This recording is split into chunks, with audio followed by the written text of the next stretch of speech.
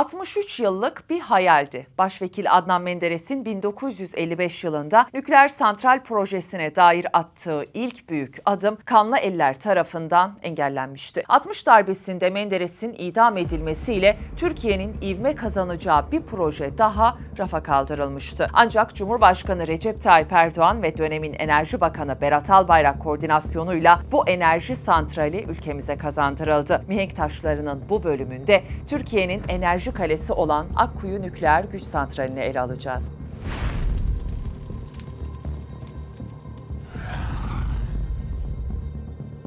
İlk olarak nükleer santral nasıl çalışır buna bakalım. Nükleer reaktörün ana maddesi uranyumdur. Santralin kalbi olan bu madde parçalandıktan sonra ortaya büyük miktarlarda enerji çıkar. Uranyum bu şekilde fisyon tepkimesine girer. Fisyon tepkimesiyle oluşan yüksek miktardaki enerji su buharını yüksek sıcaklıklara kadar ısıtır. Oluşan buhar elektrik jeneratörü türbinlerine iletilir. İletilen buhar da türbin şaftını çevirerek elektrik üretimini sağlar. Bu mekanik dönme sonucunda alternatörlerde elektrik elde edilir. Jeneratörde oluşan elektrik ise iletim hatları denilen iletken tellerle kullanılacağı yere gönderilir. Türbinden çıkan ısı enerjisi yani sahip olduğu basınç ve sıcaklığı düşmüş olan buhar tekrar kullanılmak üzere yoğunlaştırılıp su haline dönüştürüldükten sonra tekrar reaktörün kalbine gönderilir. Yoğuşturucu da su buharının faz değişimini yapabilmek için çevrede bulunan deniz, göl gibi su kaynaklarını soğutucu olarak kullanır.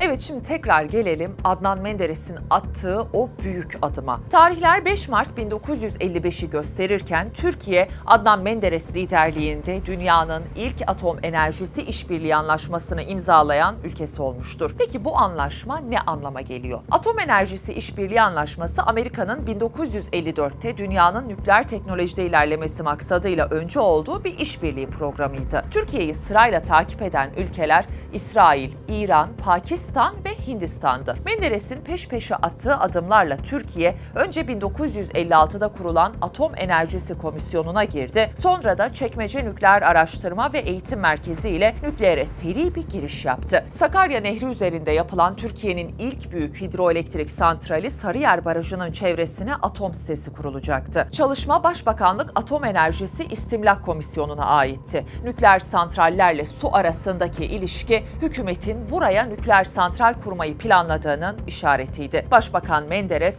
NATO ülkeleriyle beraber Türkiye'nin de nükleerleştirilmesi zorunluluğunu vurgulamıştı. 4 ay sonra yapılan darbe çalışmayı tarihin bilinmezliğine gömdü. Ancak videonun da başında söylediğim gibi darbeyi yapan kanlı eller Türkiye'nin ilerlemesini durdurduğu gibi bu projeyi de durdurmuştu. Diğer ülkeler nükleer enerjide kat be kat yol alırken Türkiye ihtilallerle, siyasi istikrarsızlıkla ve ekonomik zorluklarla boğuşuyordu. Ne zaman mevcut hükümet bu konuyla ilgili bir girişim yapacak olsa ya içerideki ya da dışarıdaki karanlık güçler bunu engellemişti. Mesela 80 darbesinden önce İsveç'le anlaşmaya varılmıştı ancak darbeyle birlikte Türkiye yine nükleer enerjisine kavuşamamıştı. 90'larda Refah Partisi ve Doğru Yol Partisi ittifakında atılan adım da 28 Şubat sürecinde sekteye uğramıştı. Mesut Yılmaz ve Bülent Ecevit döneminde ise bu sefer de dış faktörler etkili olmuş ve proje bir kere daha ertelenmişti. Üstüne bir de 2001 krizi olunca bu gelgitlerle hırpalanan planların üstü kapatılmıştı. Bununla birlikte 2002 yılında IMF'den alınan borç da yolumuza taş koymuştu. Çünkü IMF to the Rescue paketinde maliyetli enerji projelerine şerh koyulmuştu. Yani Türkiye ne zaman şöyle bir sirkelenip nükleere niyetlense bambaşka sorunlarla sınanmıştı. Peki biz bu zinciri nasıl kırdık? 12 Mayıs 2010 yılında Rusya ve Türkiye arasında Türkiye Cumhuriyeti'nde Akkuyu sahasında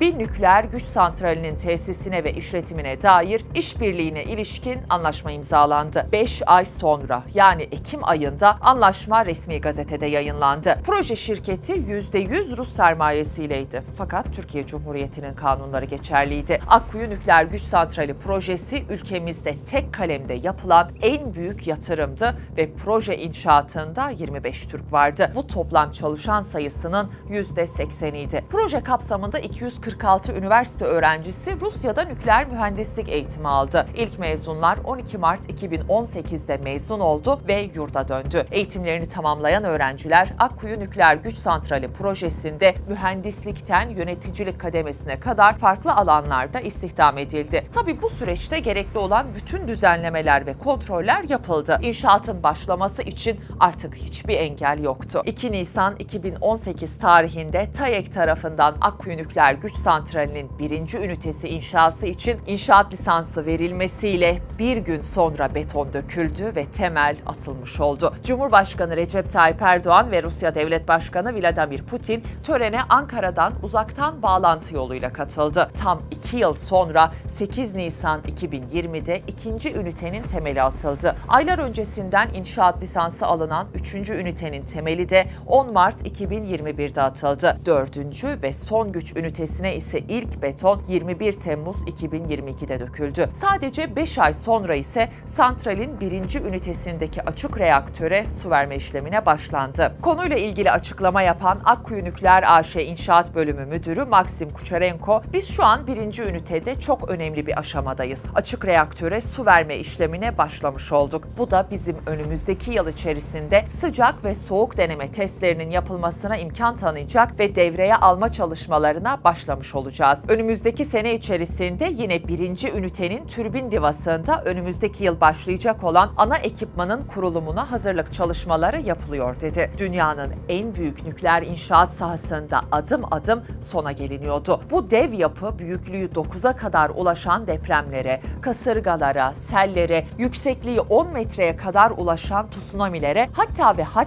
20 tonluk bir uçağın çarpmasına dayanıklı olacak şekilde yapılmıştı ve büyük gün geldi. 17 Nisan 2023'te ilk taze nükleer yakıtın gelmesiyle Akkuyu Nükleer Güç Santrali nükleer tesis statüsüne kavuştu. Uranyum paletlerinden oluşan nükleer yakıt bir gün önce Rusya'dan hava yolu ile kapsamlı güvenlik tedbirleriyle getirildi. Türkiye'yi dünyanın nükleer güç sahibi ülkeleri arasına sokan bu gelişme için özel bir tören düzenlendi. Törene Cumhurbaşkanı Recep Tayyip Erdoğan ve Rusya Devlet Başkanı Vladimir Putin canlı bağlantıyla katıldı. Açılışta konuşma yapan Putin, Akkuyu Nükleer Güç Santrali tam kapasite çalışmaya başladığında muhtemelen Türkiye'ye daha az doğalgaz tedarik edeceğiz. Bildiğiniz gibi doğalgaz günümüzde pahalı bir ürün ve daha da pahalı olacak. Türkiye ise kendi nükleer sanayisine sahip olmanın avantajıyla artık dünyanın en düşük maliyetli kaynaklarından nükleer enerjiye sahip bir ülke olacak şeklinde konuşmuştu. Erdoğan ise törendeki konuşmasında güvenlik vurgusu yaparak santralimizin 6 Şubat depremlerinden etkilenmemesi, mühendislerimizin ve işçilerimizin işlerini ne kadar titizlikle icra ettiklerini gösteriyor demişti. Tam kapasite devreye girdiğinde